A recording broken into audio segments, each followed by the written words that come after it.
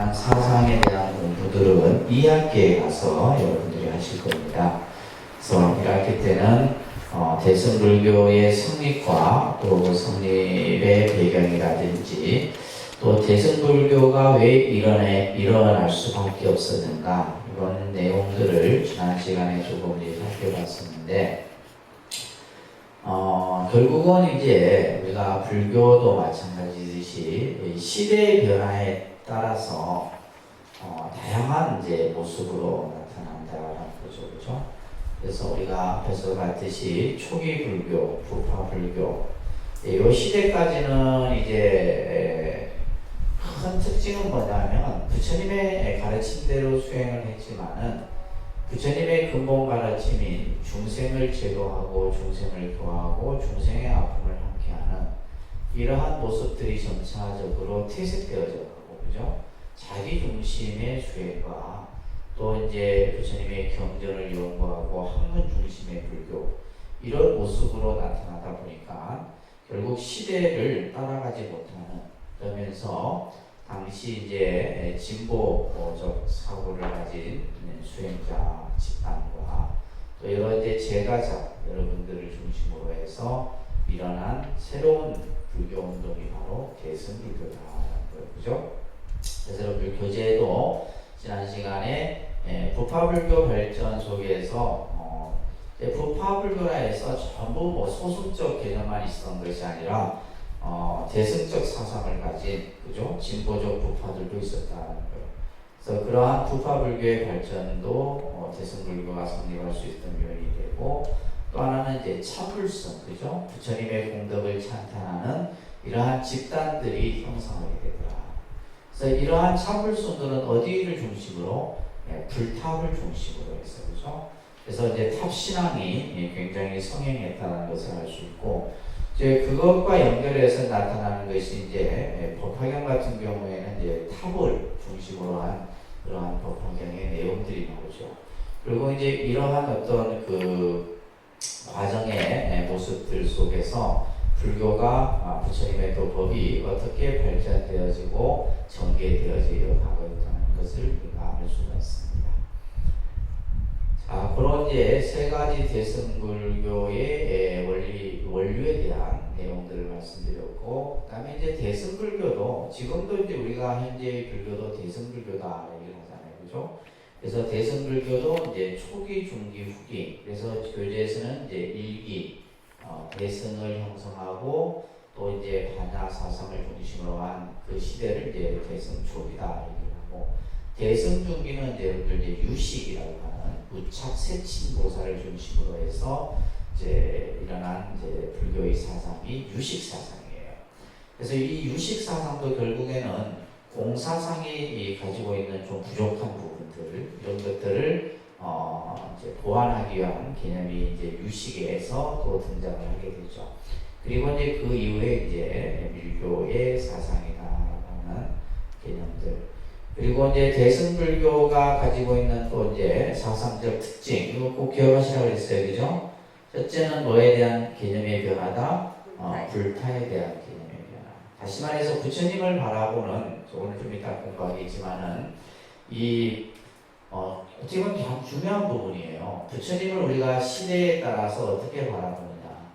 그래서 이제 초기 불교 시대 때는 일불, 서가모니 부처님을 부처님으로 이렇게 생각했다가 부파불교에 와서는 뭐요? 부처님이 살아야하신 법 또한 이제 불의 개념으로 생각합니다. 그래서 부파불교에 와서는 이제 이신불, 그 이신불이 이제 대승불교 초기에 와서는 그대로 수용이 되고, 그러다가 대승중기에 와서는 이제 이 유식사상 대통의 경전에서 삼신불 개념들이 등장을 하게 돼요.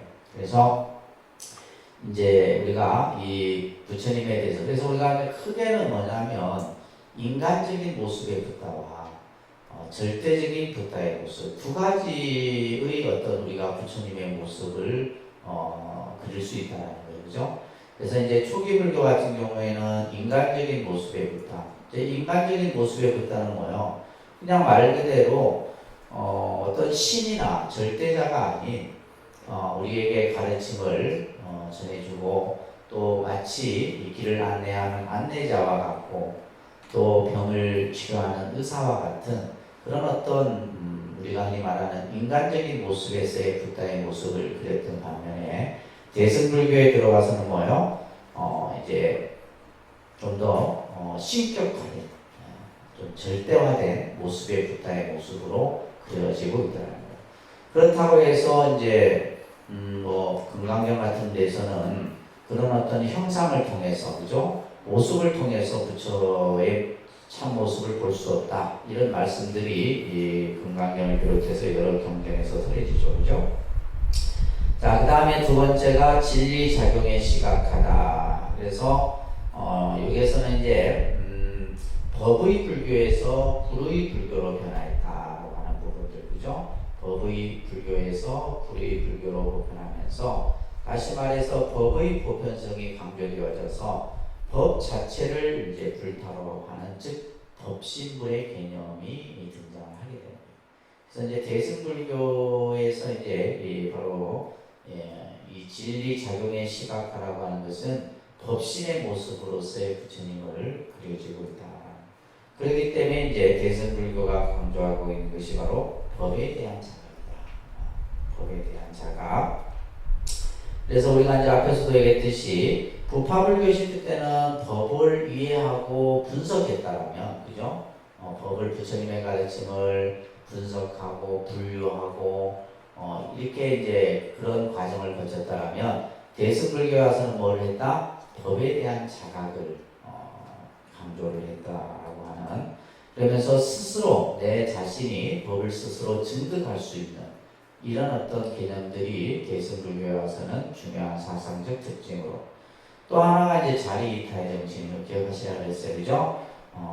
자리이타의 정신을 근본으로 하고, 또 하나는 뭐냐면 출가와 제가가 함께 수행한다. 대승불교 시대 때는 우리가 이제 부파불교 시대 때는 출가 중심의 그런 어떤 사회 구조가 있다면, 대승불교에 와서는 출가 제가가 함께 부처님 법을 배우고 실천하는 이런 모습들이 나타나게 되고, 그 다음에 이제 대승불교의 또 중요한 부분이 바로 불에 대한 믿음, 또 실천, 그죠? 이 보살의 실천, 이런 것들이 강조가 되게 되는 것이다 라는 것을 정리를 잘 하시기 바랍니다. 그러면서 이제 좀 전에 말씀드린 것처럼 부처님에 대한 인식 변화가 나타나게 되는데, 그러니까 이제 대승불교에 와서는 우리가 앞에서도 여러 차례 여러분들이 들으셨던 내용이지만은, 우리가 이제 뭐 예불문이라든지 기도문에도 나오지만은 부처님의 모습을 단순히 우리가 이제 서가모니 부처님의 모습에서, 여기서 이제 타방 불타의 출현이라고 하는 것은 뭐냐면 말 그대로 동서남북, 사방 혹은 내지 오방, 또 육방, 그 다음에 시방, 공간적으로는 이제 시방의 개념으로 부처님이 출현하고, 또 시간적으로는 어떻게 떠요? 과거불, 현재불, 미래불. 그래서 우리가 이제 그것을 통칭해서 이제 시방삼세불 이렇게 얘기합니다. 그러니까 시방삼세불. 그죠? 우리가 그냥 부처님을 일일이 낱낱이 이렇게 다 호명하기 어려우면 그냥 시방삼세일체지불 이렇게, 우리가 이 예불문에 나와 있잖아요, 그죠? 시방삼세일체지불 하면 시간과 공간, 또 시, 또 예를 들면 과거, 현재, 미래를 쭉 털어서 이제 이러한 불타의 출현들이 대승불교에 와서는 나타나게 됩니다. 그래서 교재에도 나와 있듯이 초기 불교, 부파불교에서는 속존이의 불타를 인정하지 않았다. 그러면 뭐요? 서가모니 부처님만을 부처님으로 생각했었다. 예를 들면 이제 서가모니 부처님께서 경전에서 여러 부처님의 얘기를 하지만은, 그래도 뭐요? 오로지 우리가 예배의 대상으로 삼는 것은 서가모니 부처님만이에요.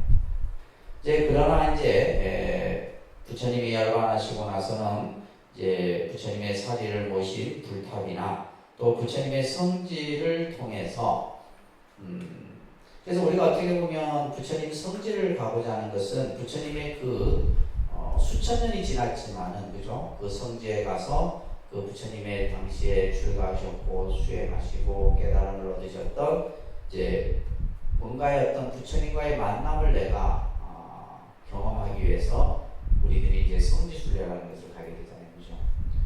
요즘에 이제 한 2년 정도는 지금 못 가고 있는데, 그죠?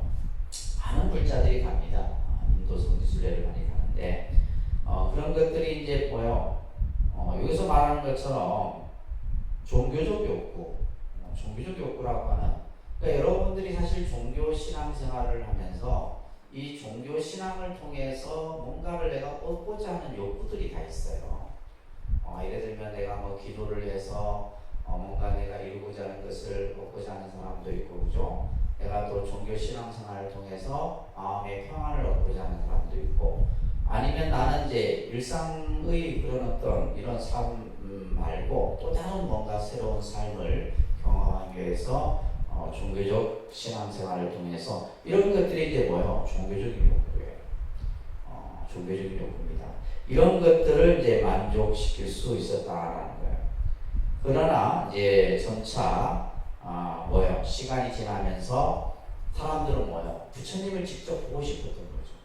부처님을 직접 보고 싶고 직접 예배드리고 싶고, 그러면서 뭐가 만들어진 거예요? 불상이 출현하게 됩니다.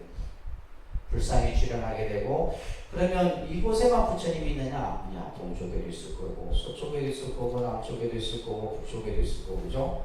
이러한 개념에서 시방 3세의 시간과 공간을 통틀은 그러한 부처님의 모습들이 노출되게 됩니다. 이런 개념들 여러분들이 잘 이해를 하셔야지만 불교를 제대로 볼 수 있는 안목이 생기는 겁니다. 그죠? 자, 밑에 보시게 되면 사바세계의 교주는 누구예요?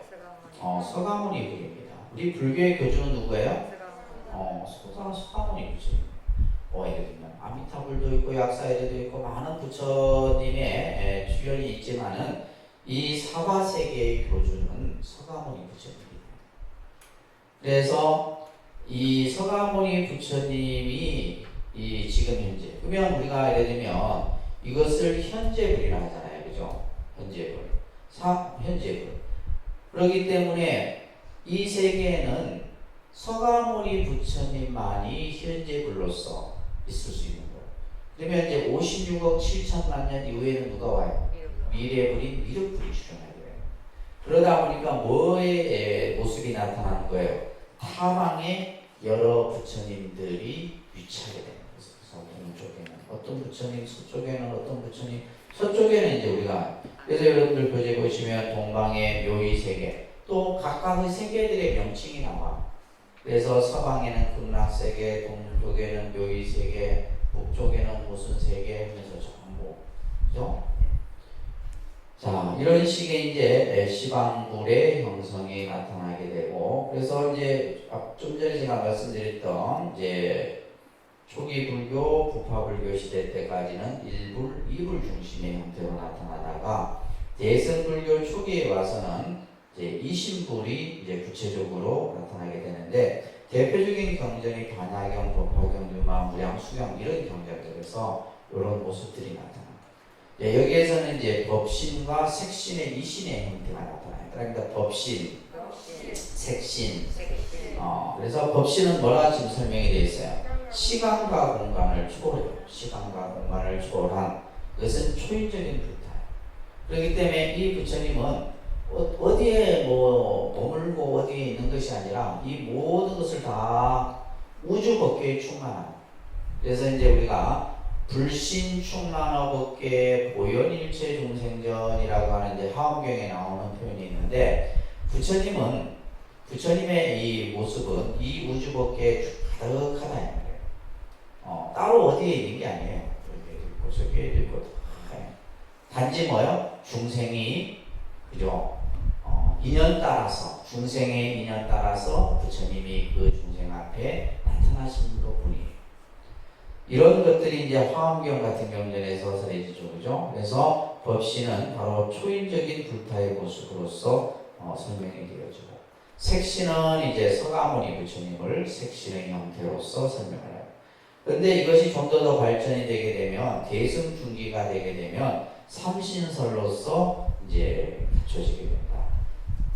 어디에서 나타나요? 유식, 계통의 경전에서 이 삼신설의 개념이 구체적으로 딱 이제 확립이 되게 돼요.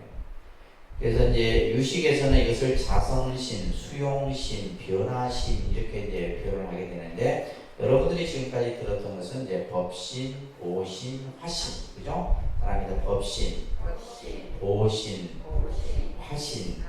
그래서 우리가 이제 불교에서 부처님을 여러분들이 이해하는 데 있어서 기본이 되는 것은 이 삼신불입니다. 삼신불. 그래서 이제 이 삼신불이 각각이 따로가 아니라 결국 뭐요? 삼신이 곧 하나라고 하는. 그것을 이제 유명한 우리가 삼신일체 사상이라고 해요. 그러니까 삼신일체. 삼신이 하나네, 하나. 삼신일체 사상이 이제 불교에서 부처님을 봐. 그러니까 결국은 뭐예요? 우리가 예를 들면 부처님은 방편으로 봤을 때는 한량이 없지만은 그 근본은 뭐다? 하나인 것이다. 각기 다른 모습으로 나타지만은 그 근본은 하나다라는 거예요. 그래서 우리가 이제 법신불로서 이제 얘기를 할 때 청정법신 비로자나불 이렇게 얘기하죠, 그죠? 그러니까 청정법신 비로자나불. 자, 이 비로자나 부처님은 깨달음, 부처님이 깨달음을 얻으셨잖아요. 그 깨달음의 그 본질을 부처로 보는 거예요.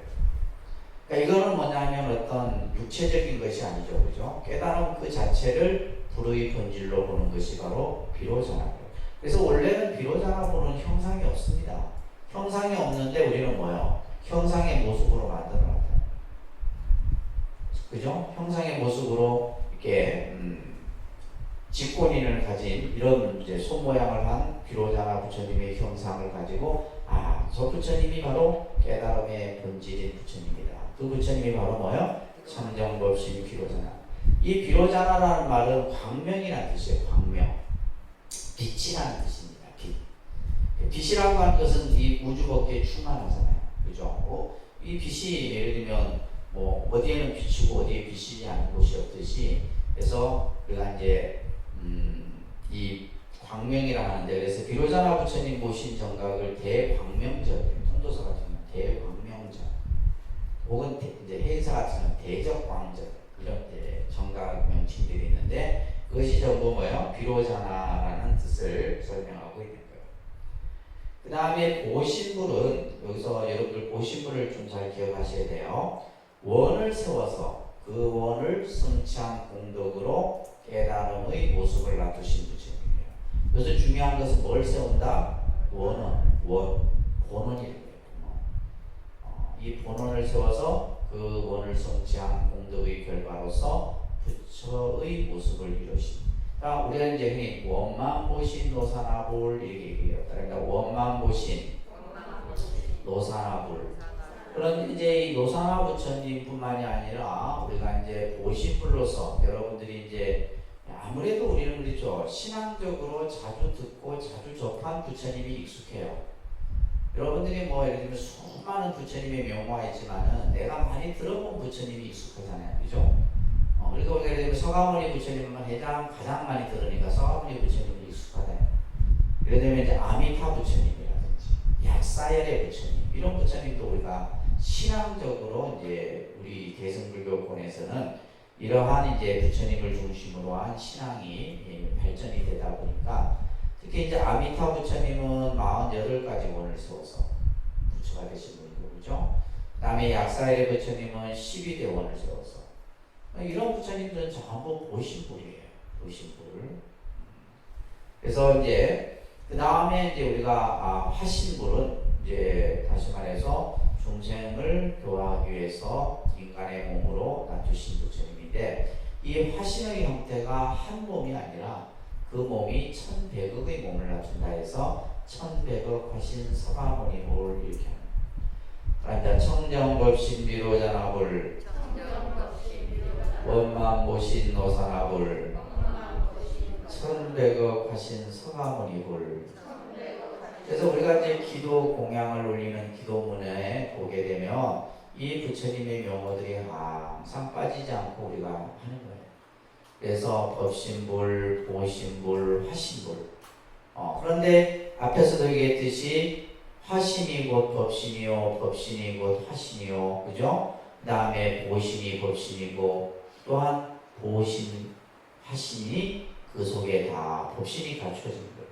그래서 근본은 법신입니다. 법신 속에 전부 중생의 모습으로 나타난 것이 화신이고, 그죠? 원력을 세워서 중생을 교화하기 위해서 깨달음의 몸을 놔두신 분이 보신 분이고, 그 근본은 뭐다? 법신이다라고 하는. 그래서 이러한 이제 법신상주설이라고 하는 개념이 나중에 이제 여러분들 열방경이라는 경전에서 쓰여져요. 법신은 상주, 항상 머문다는 거예요. 없어지는 것이 아니에요. 이런 개념들이 이제 대승경전상에서 쓰여지는 겁니다. 자, 보면 여러분들 189쪽에 보면 부처님 당시에는 제자들이 부처님을 생각하는 데는 생신으로서의 열애와 인간 속존의 한계를 넘는 절대 능력자로서의 열애라고 하는 두 가지 측면에서 부처님을 봤다. 그러니까 우리가 했듯이 이제 때로는 사람도 그렇잖아요. 사람도 보면 인간적인 모습이 있고 또 그 사람이 가지고 있는 본 모습이 있잖아요. 그죠? 그 사람이 가지고 야, 저 사람에게는 뭐요? 그 사람이 가지고 있는 또 다른 능력을 우리가 경험할 때도 있다는 거예요. 그냥 평범한 인간적인 모습으로 있다가 때로는 뭔가 그죠? 새로운 어떤 모습으로. 그러니까 부처님도 마찬가지예요. 그래서 그러니까 육체를 가진 모습으로서의 열애의 모습과 부처님께서 열반을 하시고 나서 많은 사람들이 뭐요? 부처님 법에 귀의를 하잖아요. 법이 곧 뭐다? 부처와 같은. 그래서 이제 법화경 경전에서 핵심이 되는 구절이 뭐냐 하면 이 경전은 나와 같은 것이다. 이런 말이 있잖아요. 이 경전이 뭐다? 열애다. 경전이 곧 부처의 모습과 같은 그런 개념들이 대승경전에서 쓰여집니다. 그래서 여러분들 보면 이제 금강경이나 뭐 원각경이나 여러 경전에 보게 되면 이 경전의 공덕에 대한 얘기가 많죠. 그죠? 경전의 공덕에 대한 얘기가 굉장히 많이 쓰여집니다. 어떤 복보다도 수승한 복이 바로 뭐요? 경전을 읽고 다른 사람에게 설해주고 쓰고 하는 공덕이에요. 그게 왜 그래요? 부처님의 법과 불은 같은 개념으로 아시겠죠? 그렇기 때문에 여러분들이 이제 부처님 경전을 수지하고 경전을 지니고 또 읽고 하는 것이 그만큼 중요하다는 거예요. 그래서 붓다의 모습은 시간의 흐름에 따라서 뭐와 무엇으로 발전됐다? 불과 법의 모습으로 나타난다. 그래서 이제 부처님께서 유행경이라는 경에서도 내가 떠난 뒤에는 내가 남긴 법이 너희들의 스승이 될 것이다. 이런 말씀을 하셨죠. 그죠? 그래서 부처님은 법을 깨달아 불이 되었기 때문에 말합니다. 법의 보편성, 법의 영원성. 그래서 불교라는 종교는 법의 보편성과 또 법의 영원성을 강조를 하게 돼요. 그 속에서 뭐요? 우리는 신앙적인 모습, 또 어떻게 보면 종교적인 모습, 다양한 그 부처님의 모습들을 우리는 보게 되는 겁니다. 이것이 이제 대승불교에서 부처님의 그런 어떤 바라보는 관점이 변화되게 되었다. 그래서 1신불에서 2신불, 2신불에서 3신불 꼭 기억하세요.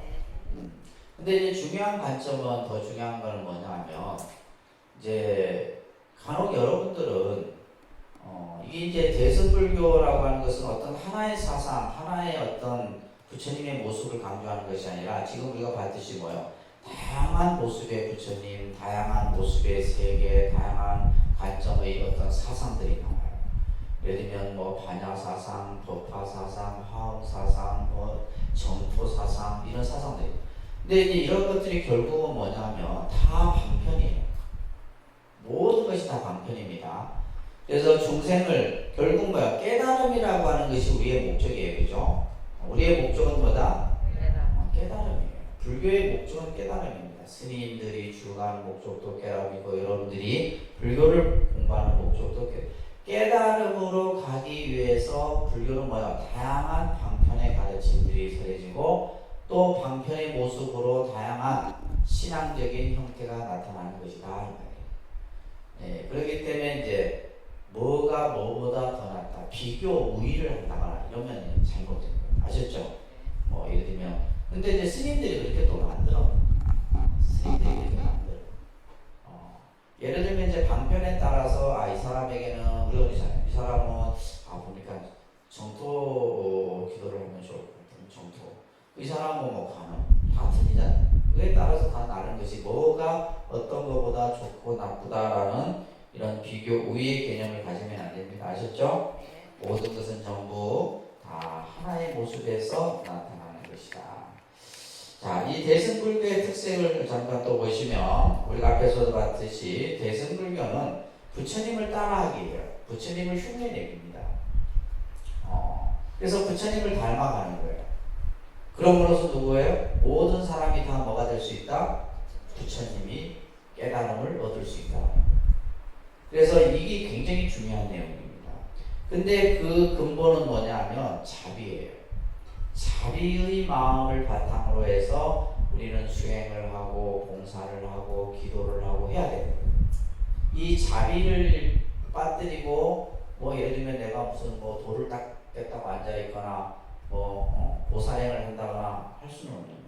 자비가 근본이 되어져서 우리가 수행을 하고 또 기도를 하고 공부를 하고 해야 되는 것이다. 그래서 대승불교는 모두가 뭐에 있다? 부처님 따라하기, 그죠? 부처님 흉내내기 있다는 거예요. 그래서 이제 누구나가 다 성불할 수 있다는 거예요. 누구나가 다 성불할 수 있다. 이게 대승에서 아주 중요한 개념입니다. 누구는 하고 누구는 못하고 이것이 아니라 뭐요? 모든 이들이. 그래서 예를 들면 대승불교에서는 뭐요? 악한 사람도 성불하고 여자도 성불하고, 그죠? 성문영각도 성불하고 보살도 성불하고 누구나 다 성불할 수 있어요. 그래서 우리가 이제 항상 우리 한국 불교 불자들끼리 서로 만나면 항상 하는 인사가 뭐요? 성불하십시오. 성불이에요. 우리의 목적은 뭐다? 성불입니다. 성불. 그래서 한번 성불하기 위해서 우리가 수행하고 공부하고 하는 것이에요. 그런데 이제 이 성불에 대한 개념도 우리가 예를 들면 부처님이 단순히 수행만을 통해서 부처가 되셨느냐라고 하는 이제 생각을 해볼 수가 있는데, 이미 서가모니 부처님 같은 경우는 과거에 이미 뭐예요? 과거에 이미 부처를 완성하신 분이에요. 다시 말해서 깨달음을 이미 완성하신 분이다. 그것은 뭘 통해서 우리가 알 수 있냐면 이제 여러분들 나오고 있는 내용이 바로 뭐예요? 수기라는 거예요. 수기. 이 법화경 들으신 분들은 이 수기에 대한, 그죠? 내용이 법화경에서 아주 많이 나오는 내용이 바로 이 수기예요. 수기라는 말은 뭐냐면 미래 성불에 대한 보증. 우리 이제 보증이 중요하잖아요. 그죠? 뭔가 확신, 보증이 필요하다는 거예요.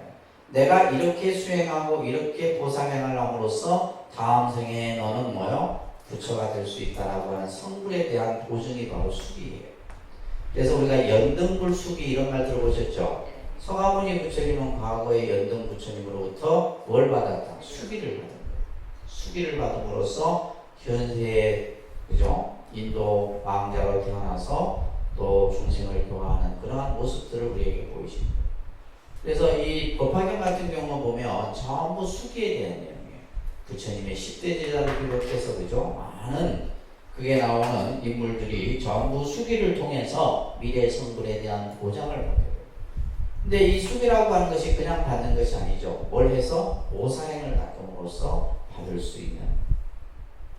그래서 수기라고 하는 것을 통해서 이러한 이제 개념들이 나타나게 되는데, 그래서 이 대승 초기까지는, 그러니까 법화경이 출현했을 때까지만 해도 우리가 부처가 되는 길은 수기를 통해서 부처가 될 수 있다.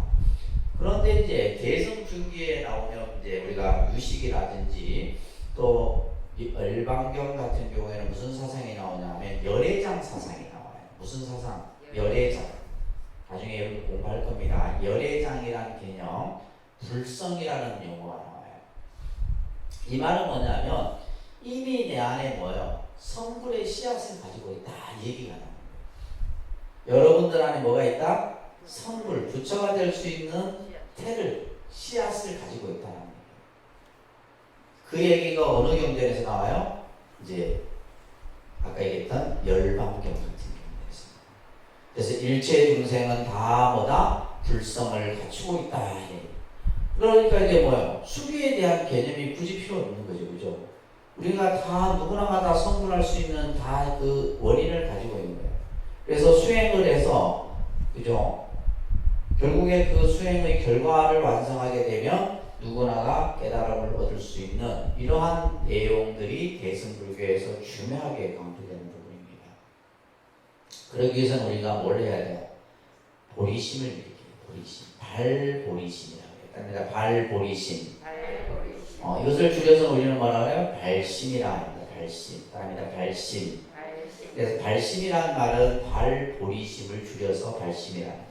다시 말해서 보리의 마음을 일으킨다. 보리는 뭐예요? 지혜죠. 그죠? 깨달음을 얻고자 하는 그 마음을 일으켜서 보살행을 닦아 마지막에 뭐예요? 부처의 지위를 완성하는 것. 이런 내용들이 이제 화엄경이나 이런 경전에서 나오게 된다는 겁니다. 자, 그러면 이제 이러한 대승불교에는 중요하게 다루어지는 사상들이 여러 사상들이 있는데 그 중에서 이제 대표적인 몇 가지를 조금 공부를 해보도록 할게요. 첫 번째가 공사상입니다. 무슨 사상이요? 공사상이에요. 수냐라고 하는 공. 이거 우리 한자로는 빌공자. 이게 한자로 표현하는데 공이라는 게. 이 공이라고 하는 것은 아무것도 없는 상태예요. 자, 근데 이게 중요한 게 아무것도 없다니까 부정이 아니라 이것은 절대 긍정의 뜻이에요. 이 공이라는 개념은 절대 부정이 아니라 무슨 뜻이다고요? 절대 긍정이에요. 아무것도 없기에 뭐예요? 그 안에 모든 것을 채울 수 있다. 이게 공이에요. 공을 우리가 예를 들면 부정적인 의미로 생각하면 안 됩니다.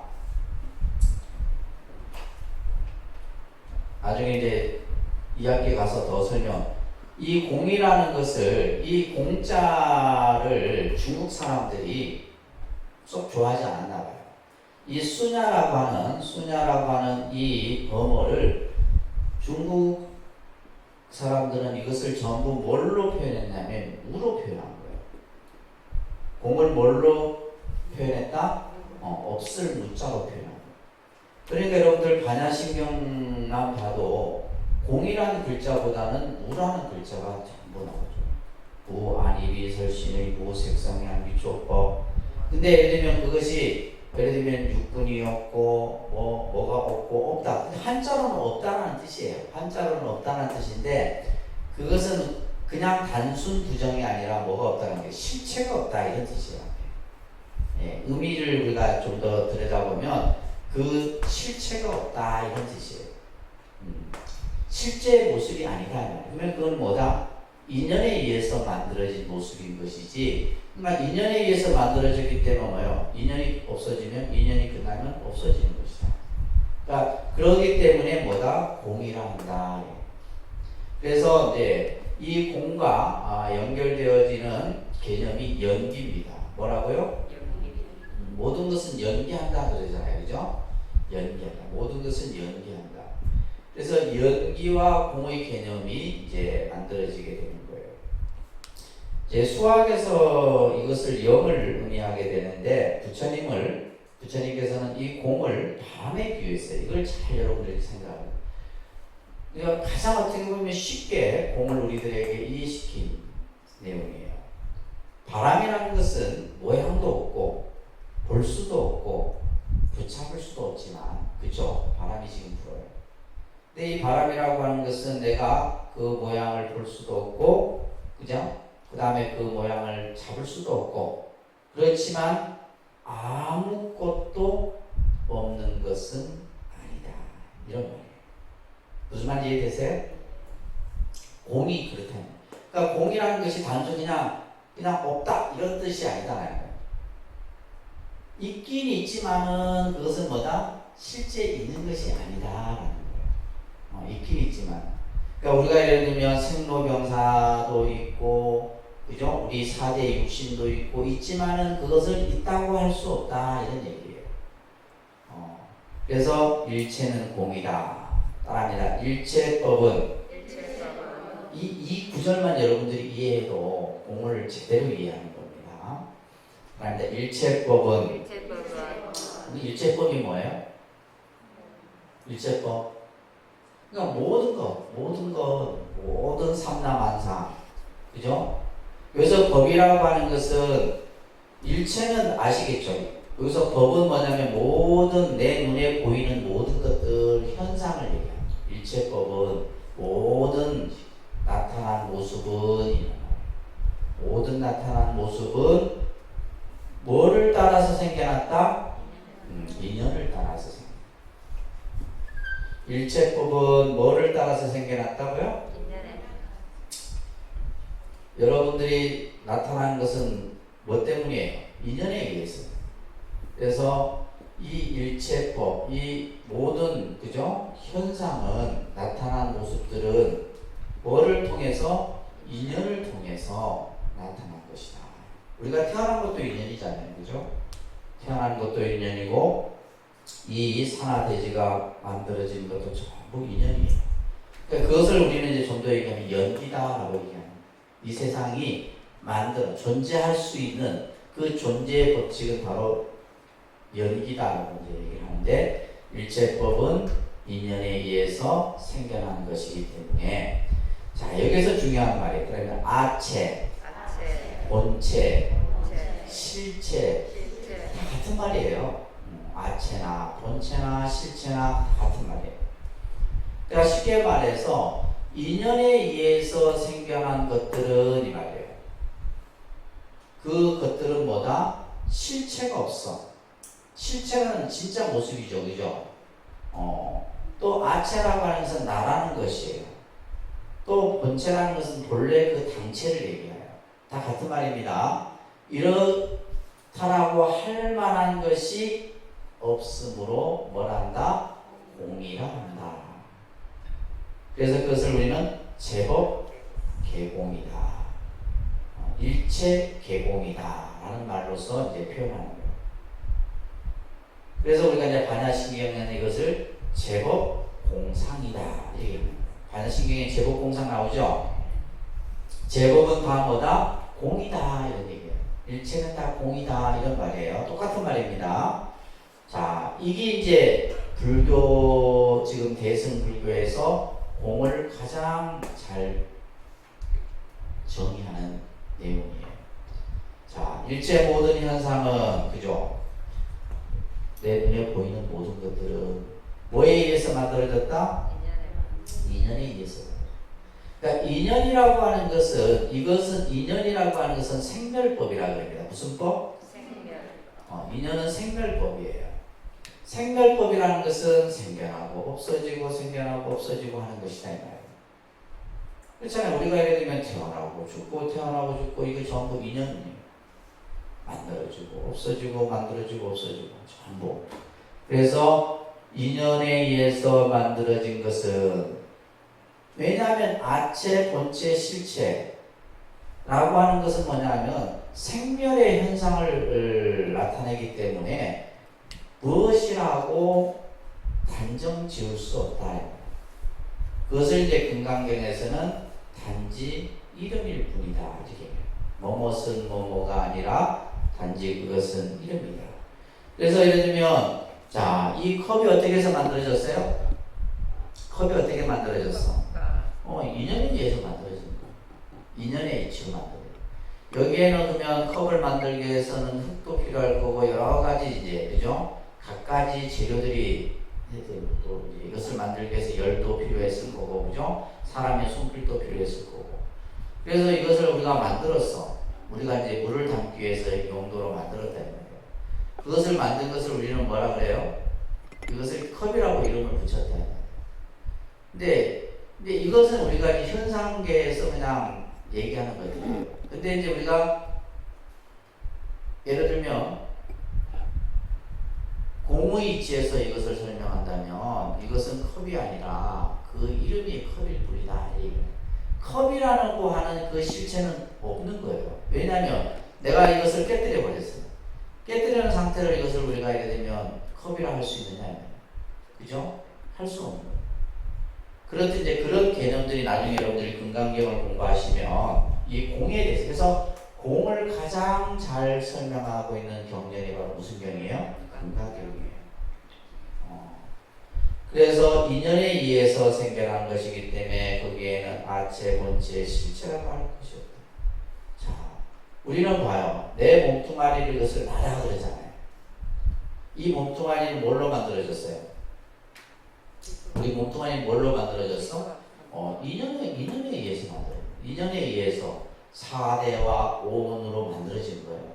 그죠? 4대와 5원, 6군, 육식으로 인해서 이 몸이 만들어졌는데 이것이 결국에는 언젠가는 뭐예요? 그죠? 뭐의 과정을 또 겪게 돼요? 멸의 과정을 겪게 돼요. 그래서 우리가 죽고 나서 보면 죽고 나면 이제 뭐야? 이제 우리가 알게 되면 뭐 땅에 묻든 화장을 하든 화장을 하고 나서 이제 한 줌의 죄를 가지고 한 줌의 죄가 내 손 안에 있거든요. 이걸 가지고 나라 할 수 있어 없어요? 나라 할 수 없는 거예요. 그렇기 때문에 그것을 뭐요? 아체, 본체, 실체라고 할 만한 것이 없다. 아까 우리가 컵이라 했지만 컵이 깨지고 나면 컵이라 할 만한 것이 없는 거예요. 무슨 말인지 이걸 이해를 하셔야 됩니다. 이것을 이제 제법계공이다 라고 얘기를 합니다.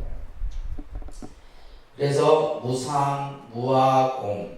무상과 무아는 우리가 초기 불교에서 중요하게 다루어진 개념이라 했어요. 그죠? 이게 전부 뭐와 연결돼요? 공과 연결이 돼요. 무상하기 때문에 뭐요? 무아인 거예요. 변하기 때문에, 그죠? 변하는 것이기 때문에 나라고 할 만한 실체가 없어. 그렇기 때문에 뭐예요? 공이에요. 이것을 뒤에 설명하겠지만은 이것을 또한 무자성이라고 해요. 이제 무자성.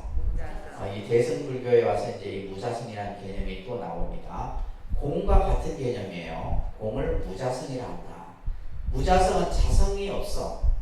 자성이라는 것은 실체를 말해요. 실체가 없다 이 말이에요. 그래서 따릅니다. 모든 법은 자성이 비었다. 이렇게 표현해요. 모든 법이라는 것은 모든 것은 모든 물질이 됐든 정신이 됐든 모든 것을 다 말해요. 물질과 정신을 포함한 모든 일체는 전부 자성이 비어있다. 이게 바로 공이에요. 그래서 이제 예를 들면 우리 중생의 입장에서 보면 공의 모습으로 보이지 않죠. 일체가 공으로 모습. 우리는 왜냐하면 눈으로 보여지는 현상만을 인식하기 때문에. 근데 여러분들 우리가 이제 수행을 해서 내가 이제 예를 들면 공부가 됐어. 그 다음부터는 뭘로 보여요? 일체가 공으로 보이는 거예요. 그러니까 여러분들 입장에서는 공으로 보라 해도 못 보는 거예요. 왜냐하면 눈에 보이는 현상만을 가지고 우리는 인식하기 때문에. 인식하고 그것을 통해서 뭐요? 있다 없다라고 우리는 분별 이미 그것이 다 고차가 되어버리는 거죠. 그래서 허공은 물체가 없는 공간을 허공이라죠. 허공. 지금 이 허공. 이게 공이에요. 허공. 근데 이 허공이 있기 때문에 뭐요? 그 안에 우리는 빈 공간이 있기 때문에 그에다 집도 지을 수 있고 뭐도 만들 수가 있는 거예요. 집어넣을 수가 있는 거예요. 그래서 공이란 자체는 여러분들 단순히 그냥 무엇을 부정한다 이런 개념으로 생각하면 안 됩니다. 아셨죠? 부정의 개념이 아니라 공은 절대 긍정이에요. 0이라는 숫자는 그죠? 부정이 아니잖아요. 긍정이잖아요. 긍정의 뜻이거든요. 자, 그래서 허공은 물체가 없는 공간을 의미하고 따릅니다. 무는 있었던 것이 없어졌을 때의 상태를 의미한다. 그러니까 예를 들면 무라는 개념은 본래부터 없는 것이 아니라 있었는데 없어진 상태를 무라한다. 공이 그렇다. 근데 우리가 예를 들면 눈에 보이는 이 현상들 모든 것들이 있는 것 같지만 이것은 뭐다? 결국엔 다 없어지는 것들. 그래서 부처님께서는 일체는 공이다 라고 얘기를 하는 거예요.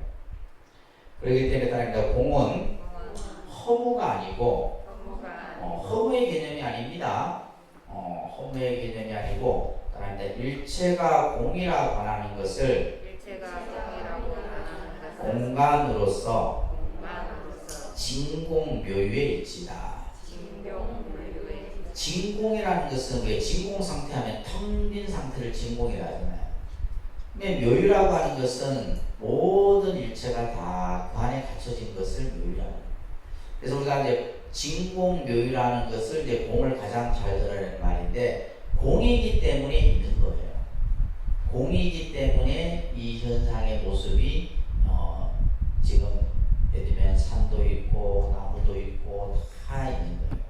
결국에는 또 그게 뭘로 돌아가고 또 다시 물로 돌아가고 다시 또 다시 인연에 의해서 또 만들어지고, 그래서 그것을 얘기하는 것이 바로 이 진공묘유입니다. 그래서 공을 허무로 이해하게 되면 뭐에 빠진다? 악치공이라고 했더라. 악치공. 그래서 공을 허무적으로 이제 이해하게 되면, 그래서 이 악치공에 빠지게 됩니다. 그래서 부처님께서 말씀드렸잖아요. 처음에는 유를 설하고 그 다음에 공을 설했더니 공에 또 빠져. 중생들이 공에 빠져. 그 공에 빠지니까 다시 또 뭐요? 또 다른 이제 화엄경의 설법을 설하는 거예요.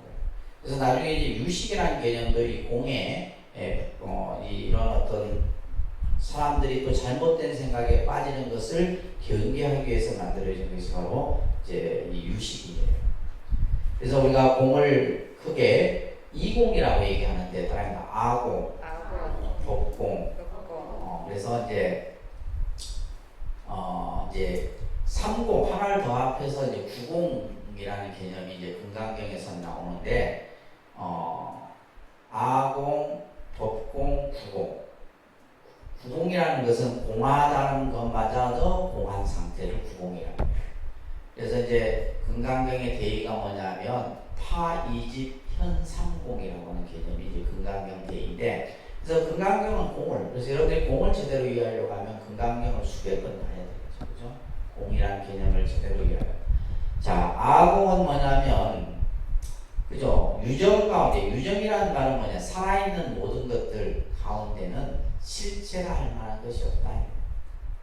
우리가 이제 유정을 생명을 유정이라고 합니다. 모든 생명은 실체, 나라는 것이 뭐하다? 비어있다. 나라고 할 만한 것이 없다. 이게 아공이에요. 법공은 뭐냐면 일체 존재가 공하다라는 거예요. 객관 대상. 그러니까 나도 공하고 이 객관 대상인 현상도 공하다. 아공, 법공. 이 이공에 대한 개념이 이제 금강경의 공의 이제 종류를 얘기할 때 좀 더 아까 이제 금강경에 여러분들이 들어가게 되면 이제 구공이라는 개념까지 해서 삼공의 개념이 설명되어진다고 했어요, 그죠?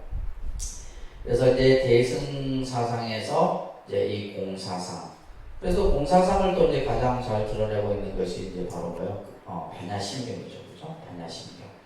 이 반야사상 또한 마찬가지로 이것 또한 이제 대승 초기에 형성이 되게 되는데, 이 반야라는 용어 여러분들 뭐 다 아시겠죠, 그죠? 지혜라는 말입니다. 그런데 지혜. 지혜. 자, 우리가 보통 지식은 뭘 지식이라 해요? 지식은 중요한 것은, 지식이란 개념은 분별하고 분석하는 거예요. 분별하고 분석하는 거예요. 지식은, 그죠? 우리가 어떠한 것에 대해서 그것을 분별하고 분석해서 참이다 거짓이다라고 하는 이제 대상을 구분짓는 거죠. 이건 지식이에요. 옳다 그르다. 근데 이제 불교에서의 지혜라고 하는 개념은 여기 나오죠. 무분별이라고 해요. 그러니까 무분별. 그러니까 불교에서의 지혜의 개념은 뭐냐? 우리가 흔히 말하는 참이다, 거짓이다, 옳다, 그르다라는 그런 어떤 인식의 어떤 경계를 뛰어넘어 버린 상태를 지혜라고 얘기합니다. 그래서 지혜는 분별을 떠난 사물을 전체적 직관적으로 파악하는 것을 바로 불교에서는 지혜라고 해요. 그래서 우리가 불교에서 지혜라는 용어를 얘기할 때 분별하지 않는 거예요. 무분별의 의식을 이제 우리가 지혜라고 얘기를 하는 겁니다. 이 지혜는 세 가지가 있어요. 이건 이제 여러분들 이거 잘 기억하세요. 이제 3종 반야라고 합니다. 그러니까 3종 반야. 반야에는 세 가지 반야가 있다. 그래서 하나입니다. 실상 반야, 간조 반야, 문자 반야. 조금 어렵죠, 그죠? 실상 반야라고 하는 이것은 이제 우리가 예를 들면 수행을 통해서 내가 수행을 통해서 깨달음을 이룬 그 상태, 우리가 지혜를 완성했다 하잖아요. 그 지혜의 완성을 우리는 실상 반야라고 하는 거예요. 그래서 이것은 이제 모든 분별을 떠나 완전한 깨달음의 상태를 실상 반야라.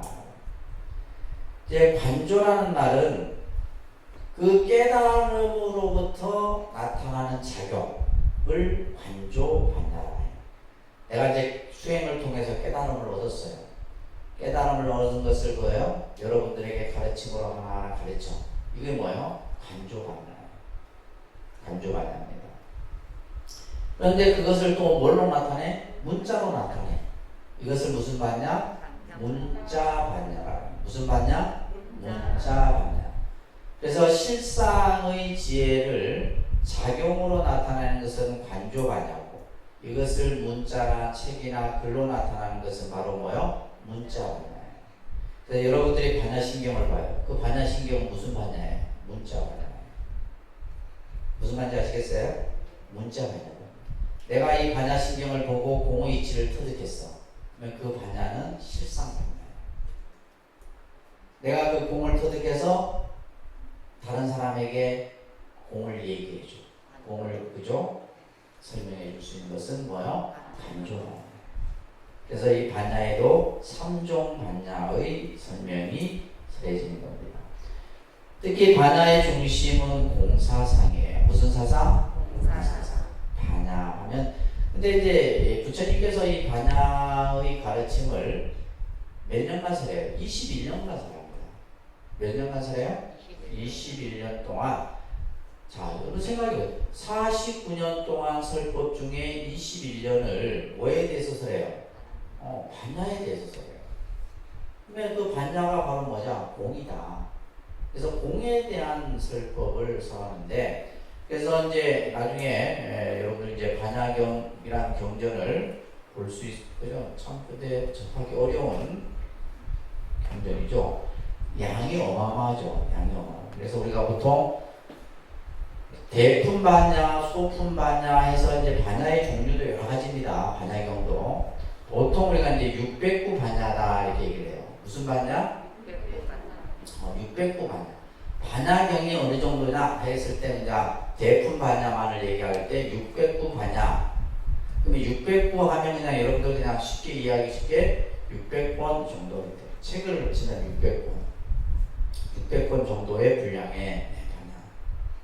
근데 그 중에서는 여러분들이 좀 더 이해하기 쉬우려면 금강경이 몇 권? 577권째.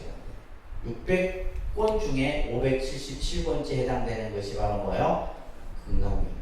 금강경도 굉장히 길잖아, 그죠? 그런 경전들이 600부가 이렇게 쭉 있어요. 엄청난 거죠, 엄청난 거. 그러니까 부처님이 21년 동안 이것을 설하신 거예요. 공에 대해서 설했다는 거예요, 공에 대해서.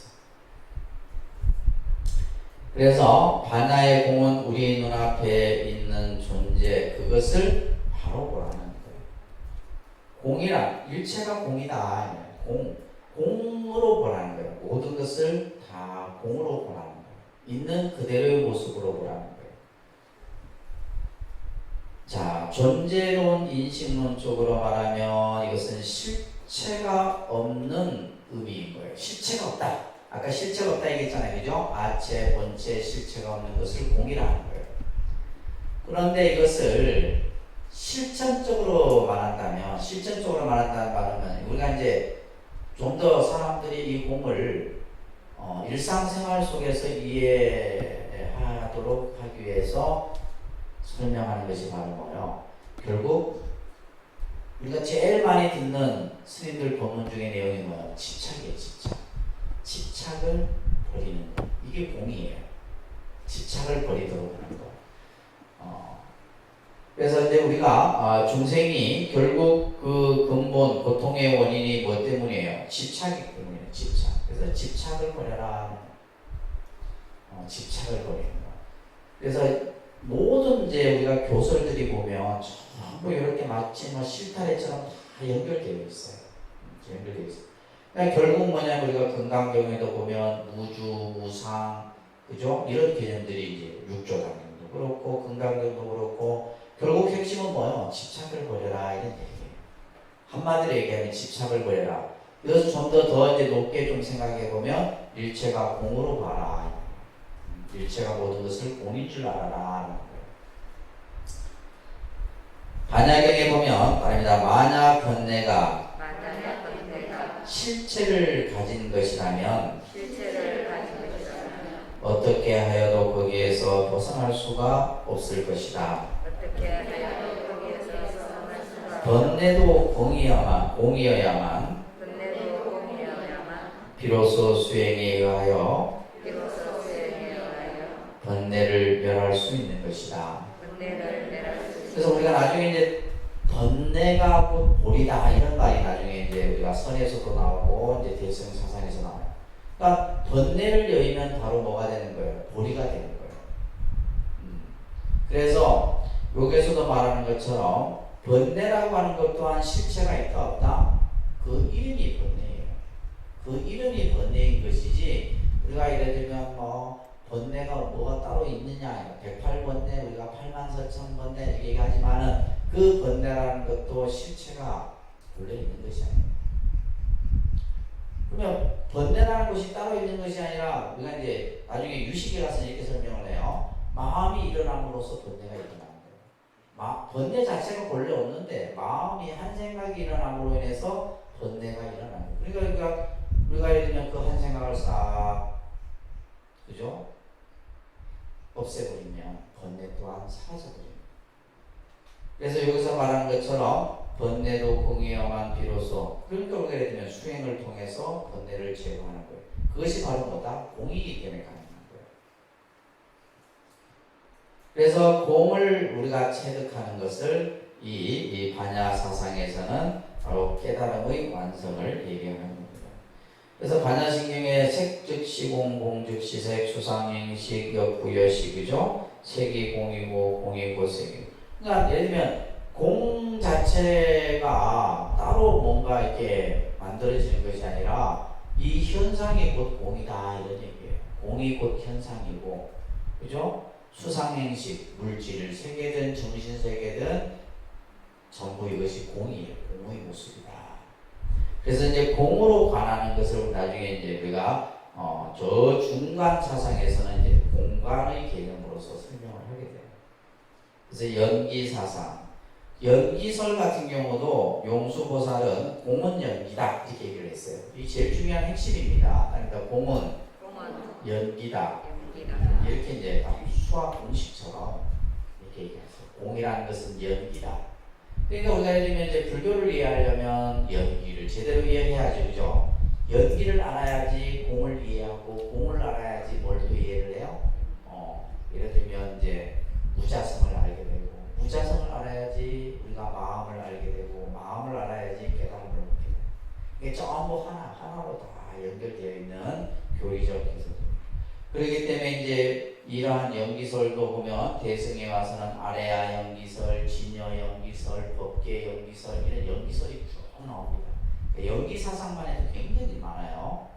그다음에 이제 우리가 초기 불교에서는 이제 12연기설, 삼세양중인가 연기설 이런 개념들이 다 있죠, 그죠?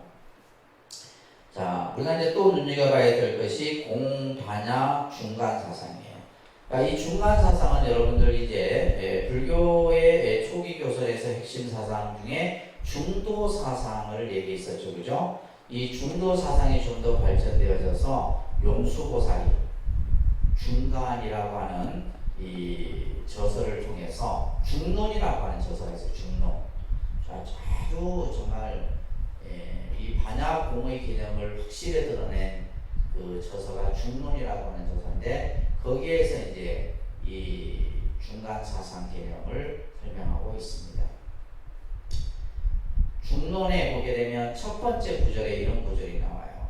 소멸하지도 생하지도 않으며 단멸하지도 상주하지도 않으며 같지도 다르지도 않으며 오지도 가지도 않는 연기와 그리고 희론을 정멸하고 상소로움을 사하신 완전히 깨달음을 얻으신 분이며 설법자 가운데 가장 훌륭한 그분께 나는 예경합니다.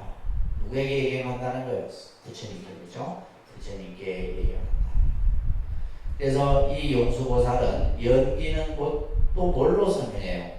중도다.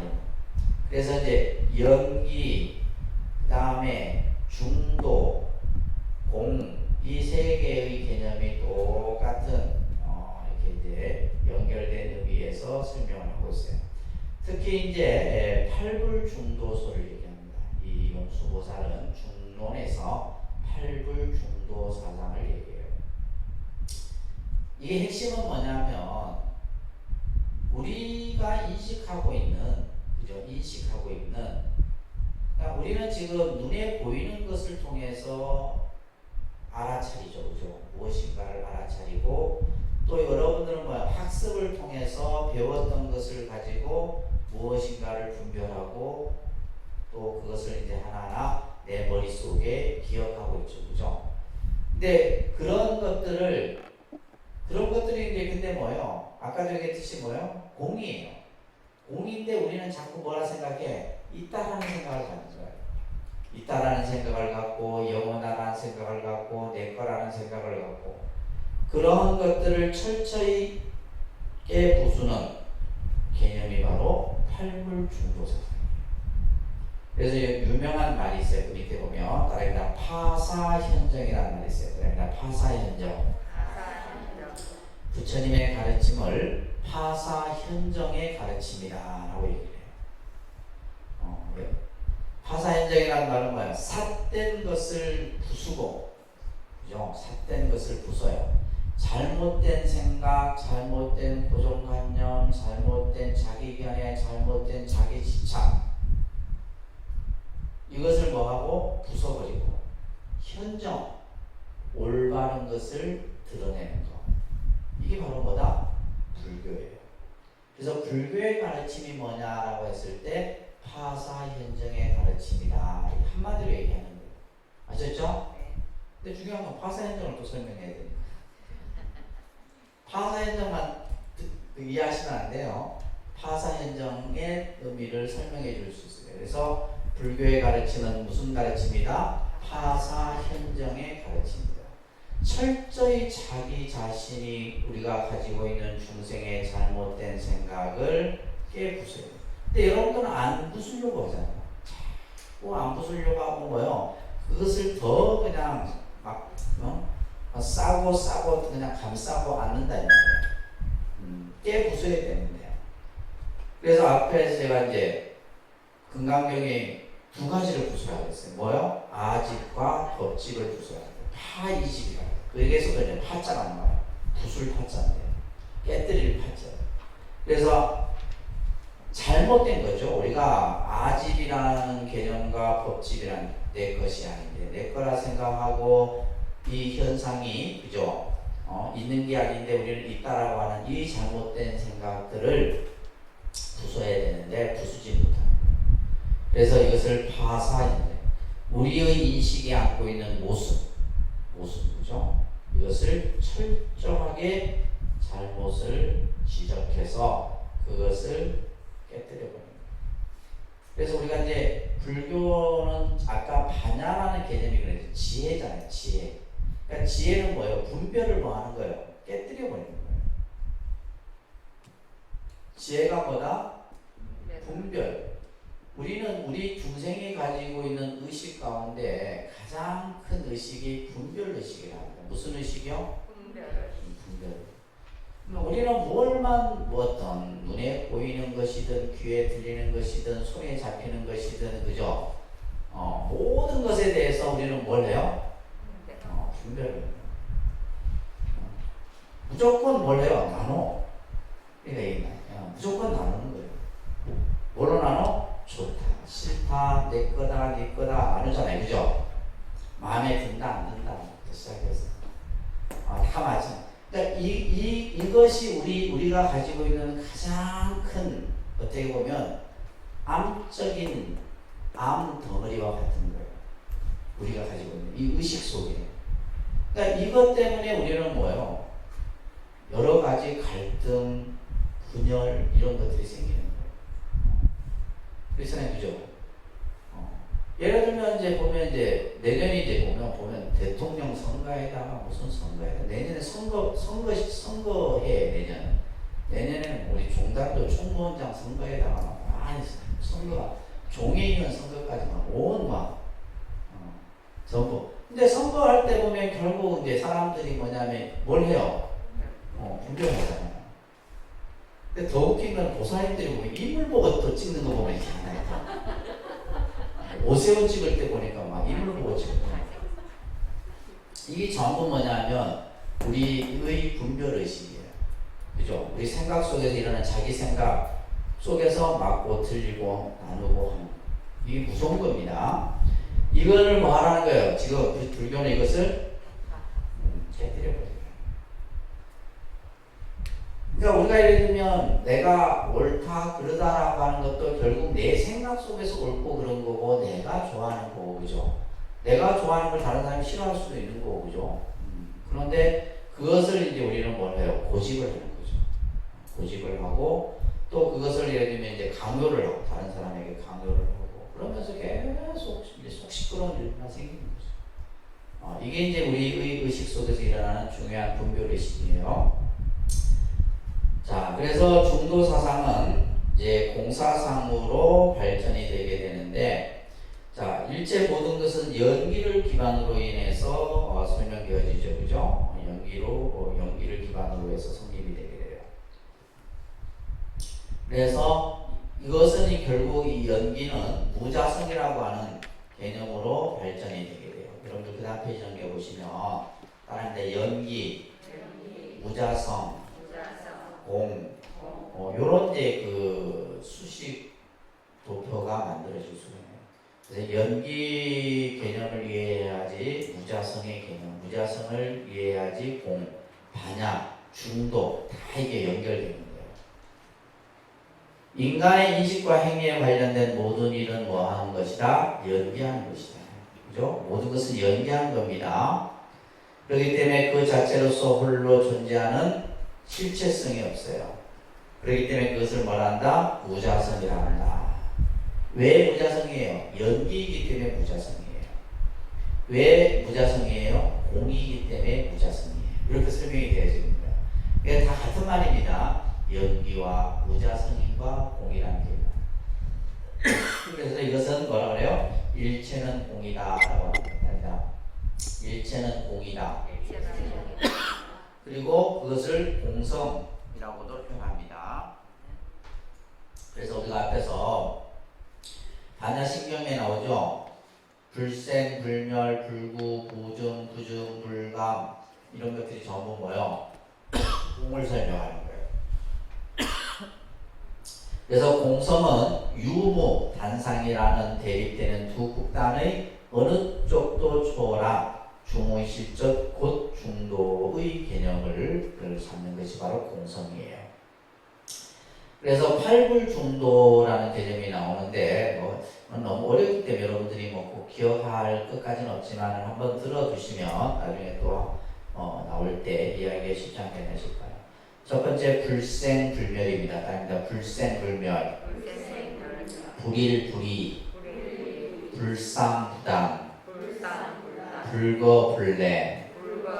네, 이 이제 8가지를 전부 이제 우리가 가지고 있는 생각, 잘못된 생각을 깨뜨리는 겁니다.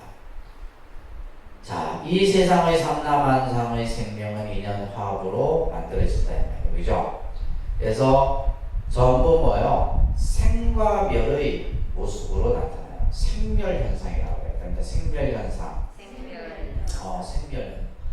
태어나고 없어지고 태어나고 죽고 이것을 이제 생사라는 개념으로 같이 이제 이해도 됩니다. 근데 이 생멸이라고 하는 이 모습은 일시적인 거예요. 일시적인 것이다 이 말이에요. 그래서 인연이 있고 있음에 따라서 생과 멸이 있게 되는 거예요. 인연에 의해서 생과 멸이 나타나는 것이고 이 생멸의 현상은 일시적인 것이다. 그렇기 때문에 사물의 본질의 입장에서 보면 생도 아니요 멸도 아니다.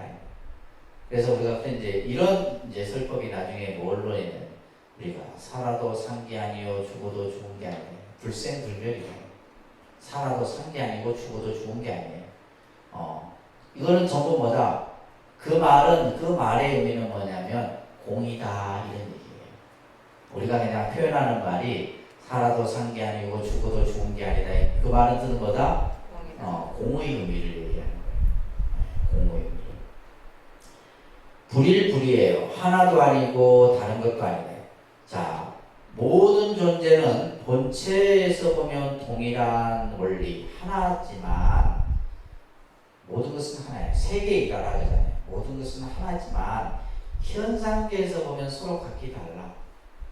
그렇잖아요. 우리가 저 그냥 그 길에 피는 들꽃도 보면 그냥 다 풀이지만은 그죠? 그 피어나는 또 자생하는 또 피어나는 꽃의 색깔이나 모양이 각기 달라. 그래서 현상계에서 보면 다 서로 다르다 이 말이에요. 그러나 그것은 뭐요? 영원히 하나인 것도 아니고 서로 다른 것도 아니다 라고 하는 불의의 개념이 설명되어져. 또한 불상부담, 현상계의 모든 것은 인연화합으로 생긴 것이기 때문에 상주불변하는 것이 아니에요. 그래서 영원한 것도 아니고 영원하지 않는 것도 아니다. 불상부담이라. 또 불거불례요. 모든 생명은 여러분들이 이 세상에 온 것은 임시로 잠시 인연에 의해서 왔다가 인연이 닿으면 가는 것뿐이에요. 그렇기 때문에 실체의 입장에서 보면 공의 입장에서 보면 오는 것도 없고 가는 것도 없다 이런 얘기예요. 오는 것도 없고 가는 것도 없고 하나도 아니고 다른 것도 아니고 영원한 것도 영원하지 않은 것도 아니다. 이것이 바로 이제 용수보살은 이제 이 개념을 사실 이해하려면 이렇게 단편적으로 이해해서는 이해가 안 되고 여러분들이 이제 중론 공부를 하셔야 돼요. 상당히 이제 수준이 있는 단계의 불교 교리입니다. 이 교리가. 그래서 이러한 용수의 중론 사상은 결국 뭘 없애기 위한 거예요? 마음의 집착이에요. 마음의 집착을 없애고 모든 것이 아무런 어둠이 없으며 머물이 없는. 그래서 무상무주 이 전부 공을 얘기하는 거. 머무름이 없이 또 주함이 없이 그죠? 이러한 공사상으로 집착이나 구속된 마음으로부터 벗어나도록 해주는 가르침이 바로 이 중론 사상이에요. 용수보살의 핵심은 뭐냐면 우리의 어떤 분별의식 속에서 예를 들면 뭐 여러 가지 생각들을 갖고 있잖아요. 그 생각들을 전부 깨뜨려 갖고 그 속에서 우리가 마음의 집착을 가지고 있는 그 집착하는 마음 또한 전부 없애서 공의 관념으로 만드는 겁니다.